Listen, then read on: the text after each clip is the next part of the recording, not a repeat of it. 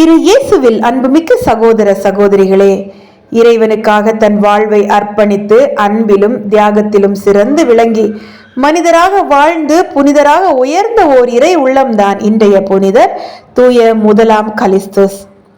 இன்று நாம் நினைவு கூறும் கலிஸ்துஸ் 3ஆம் நூற்றாண்டின் தொடக்கத்தில் ரோமையில் இருந்த கார்போபோரூஸ் என்பவரிடத்தில் அடிமையாக வேலை பார்த்து வந்தார். அவர் கலிஸ்துஸிடம் பணத்தை கொடுத்து பாதுகாப்பாக வைத்திருக்க சொல்ல கலிஸ்துஸோ கவனக்குறைவால் தொலைத்து விட்டார். இதனால் கலிஸ்துஸ் தன்னுடைய தலைவருக்கு பயந்து போய் தப்பி ஓடினார்.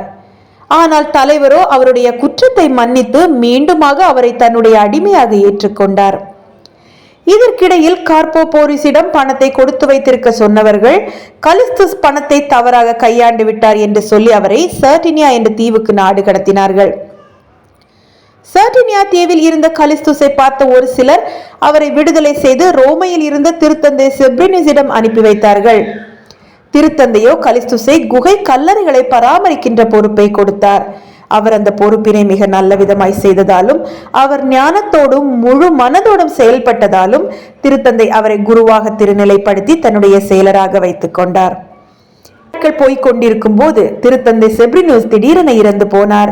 இதனால் திருத்தந்தையின் உதவியாளராகவும் செயலராகவும் இருந்த கலிஸ்துஸ் கிபி 217ஆம் ஆண்டு 16வது திருத்தந்தையாக உயர்ந்தார்.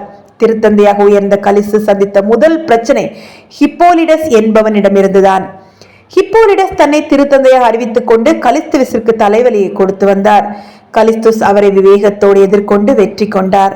இந்த ஹிப்போலிடஸ் பின்னாளில் மனம் மாறி திருச்சபையில் இணைந்து புனிதராக மாறினார் என்பது மற்றொரு வரலாறு. இதற்கு பின் திருத்தந்தை கலிஸ்துஸ் தங்களுடைய தவற்றை உணர்ந்து திருச்சபையிடம் திருந்தி வந்தவர்களை உள்ளன்போடும் இரக்கத்தோடும் வரவேற்றார்.